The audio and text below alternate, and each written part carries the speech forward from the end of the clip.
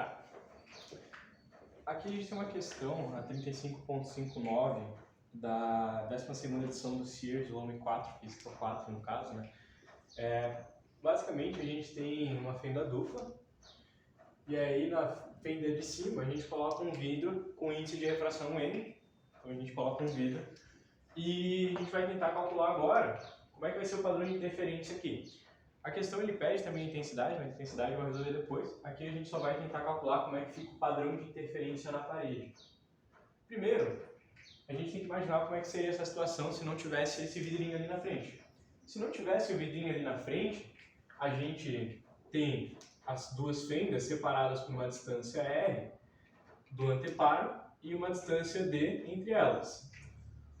E aí a gente faz toda uma dedução para quando o R é muito maior que D, esses raios que saem daqui, que eu vou chamar de raio 1 e raio 2, eles são paralelos, justamente porque essa distância é muito maior. Por isso que eu botei os três pontinhos e elas se encontram no ponto P. Obviamente eles não são 100% paralelos, senão eles não iam se encontrar. Mas como essa distância é muito grande, a gente faz essa aproximação para poder dizer que o θ1, que seria o ângulo do primeiro raio, é igual ao θ2, que seria o ângulo do segundo raio em relação a essa normal que eu traço do lugar onde estão feitos os furos, que é igual a só θ, já que eles são iguais, vou chamar só de θ. E aí, se não tivesse, esse vidrinho, eu poderia traçar uma reta aqui perpendicular ao raio 2, 1 e 2, e aí a diferença de caminho entre eles, que é o que vai provocar a diferença de fase e, consequentemente, a interferência, é só esse carinha em azul, e esse carinha em azul a gente já tem meio que deduzido, aqui eu tenho um ângulo θ também. Se tu enxergar isso como um triângulo retângulo, aqui o D seria a hipotenusa. Para tu tirar essa diferença de caminho, sabendo que o θ está lá em cima, tu só pega D, sendo θ é a diferença de caminho sem o vidro. Então essa é a primeira diferença de caminho. Essa é a primeira diferença de caminho, sem o vidro. Para eu ter a diferença de caminho com o vidro, a gente vai simplificar, né? Vamos primeiro imaginar qual que é a diferença de caminho que o vidro gera. A gente soma com essa diferença de caminho, a gente vai ter a diferença de caminho total. Como é que acontece? Vamos imaginar que a gente tem um vidrinho aqui. Então a gente tem um vidro, e esse vidro tem o tamanho, comprimento L. E aí eu tenho dois raios de luz, né? O raio de luz que passa pela fenda de baixo, que não passa pelo vidro, ele passa de boa. O raio que passa pela fenda de cima passa pelo vidro, e dentro do vidro a velocidade dele é diferente. Então eles vão sair com uma defasagem de tempo, porque a velocidade deles é diferente. Então eles vão acabar saindo com uma defasagem de tempo. Como é que faz para calcular a defasagem de tempo? Olha, só lembrar da formulinha da velocidade, né? Que a velocidade é distância sobre tempo. Como a gente está falando de luz, a velocidade é c, a distância seria esse comprimento, a velocidade aqui. No caso, estou olhando para luz de baixo, que não está passando no vidro. Então seria velocidade é distância sobre o tempo. Então a defasagem de tempo seria, na verdade que seria um ΔT, mas o tempo que a luz demoraria para percorrer essa distância L seria só, joga lá, inverte os dois, né? Aí fica L sobre C.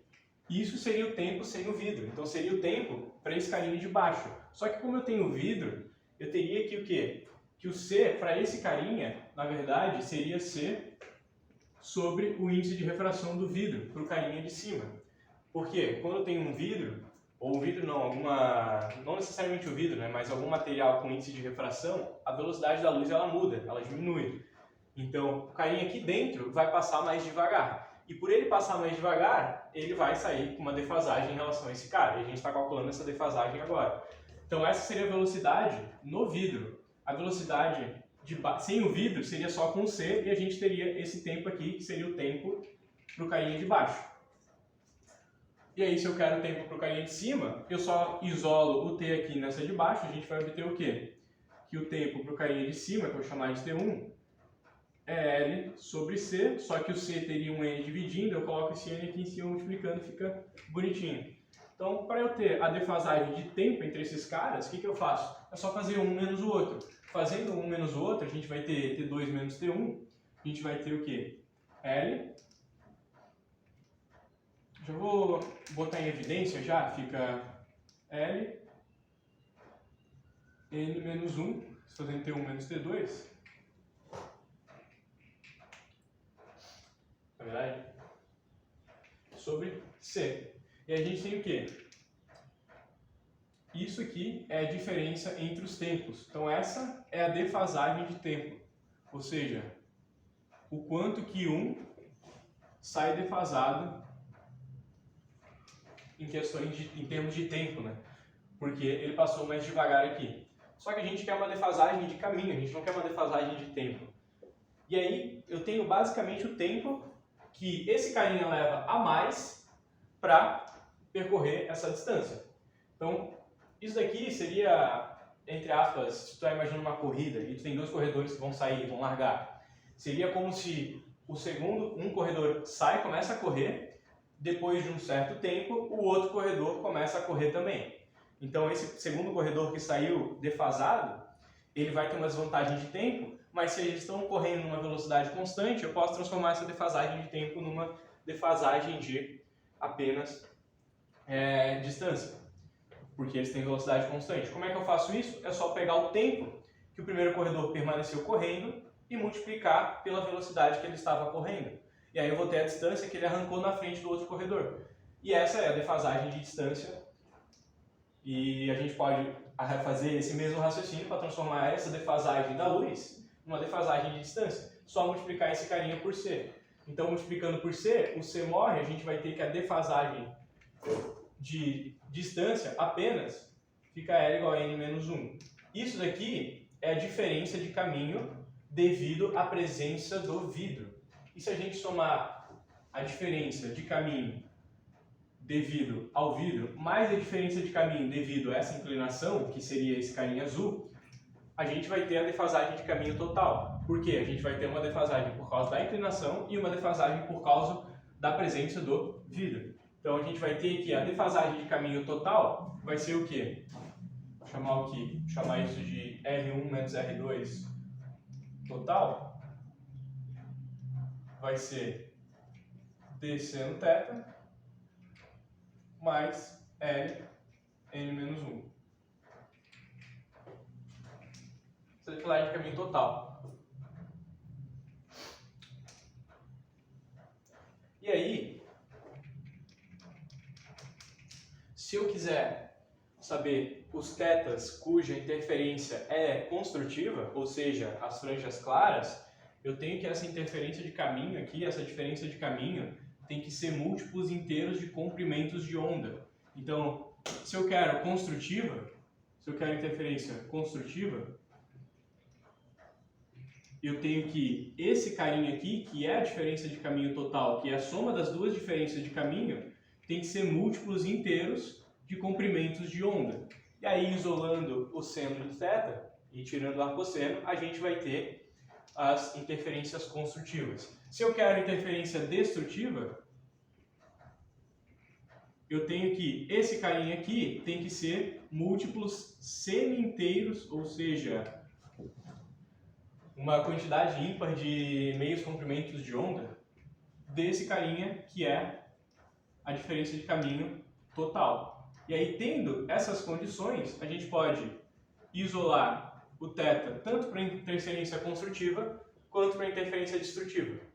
E digamos que tu queira saber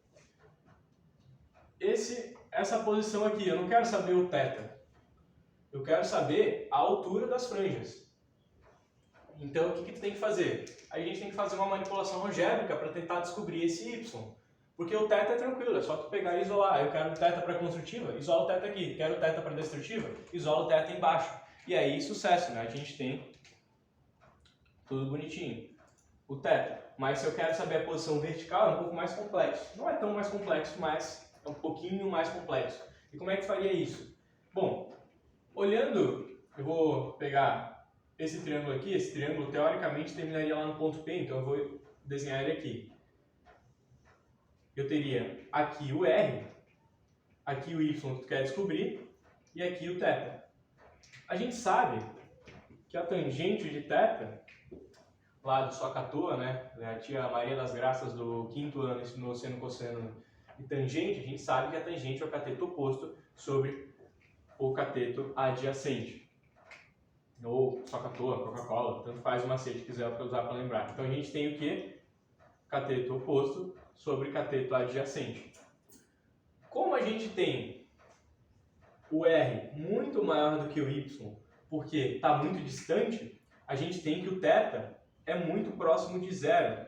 E para θs muito próximos de zero, a gente lembra lá do círculo trigonométrico, esse círculo ficou tudo menos um círculo, mas está dizendo aqui, o círculo trigonométrico, abre um ângulo aqui, tu tem o θ, faz a projeção aqui na vertical, seria o valor do teu seno, desde que seja um círculo unitário. Aqui teria as retas das tangentes, tu completa aqui aonde bate é a tangente.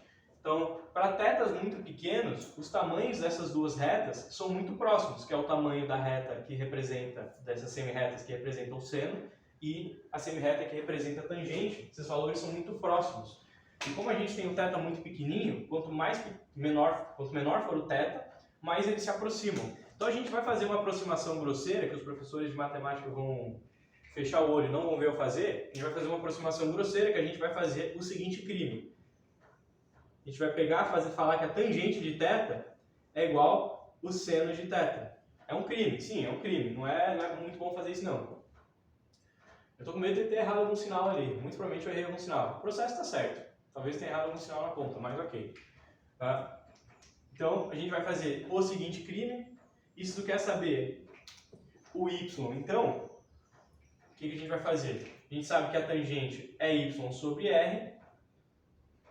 Aí a gente pega o r, passa multiplicando, né? Igual a seno θ. E aí eu tenho que o meu y igual ao AR seno θ. Tá, isso não me dá muita coisa, né? Se eu quero agora saber, isso dá só o y em relação ao θ. Agora, se eu quero saber a posição das fendas construtivas ou destrutivas, o que eu faço? Eu isolo esse seno daqui, se eu quero saber a destrutiva, ou isolo esse seno aqui, se eu quero saber a construtiva. E aí isolo aquele seno igual aqui. Vou fazer o seguinte, eu vou pegar esse seno aqui, vamos calcular o y só para a construtiva para a gente ver o processo.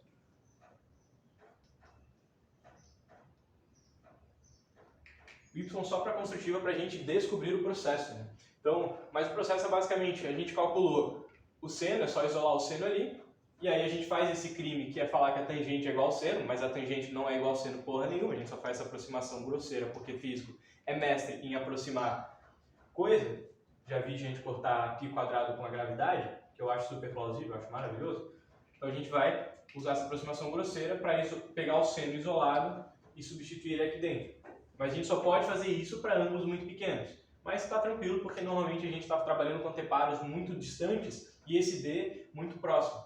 Então, acaba que o seno fica muito pequenininho, os ângulos ficam muito pequenos. Então, isolando ali, como é que ficaria para a construtiva?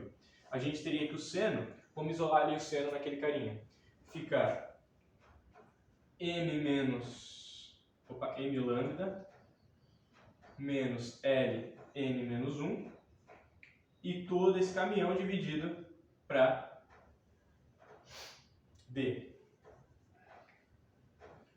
E aí fechou. Aí a gente pega esse trombolho aqui, que é o seno para as construtivas, seno de θ para a construtiva, e enfia esse seno de θ aqui dentro. Enfiando esse seno de θ aqui dentro, a gente tem que a posição vertical das franjas claras, que são as franjas com interferência construtiva, é igual a m lambda menos L n menos 1,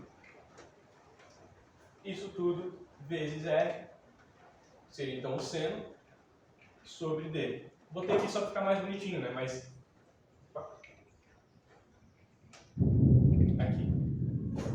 Então, só botei o D aqui para não ter que traçar um traço grande. Então aqui a gente tem o M, YM para as franjas construtivas.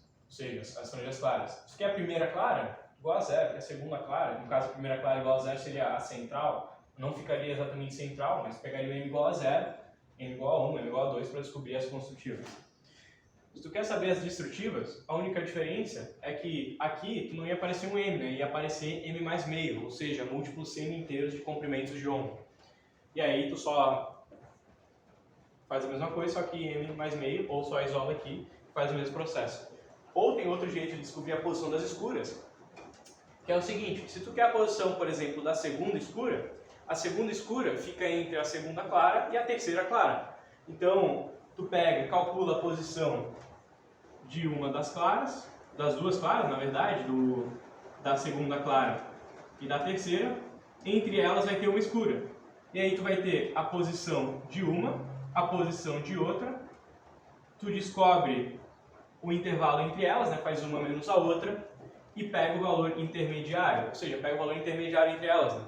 Então, basicamente, tu pode fazer isso para descobrir as franjas escuras também. Ou tu pode isolar e descobrir também diretamente as franjas escuras. E aí vai ao gosto do cliente.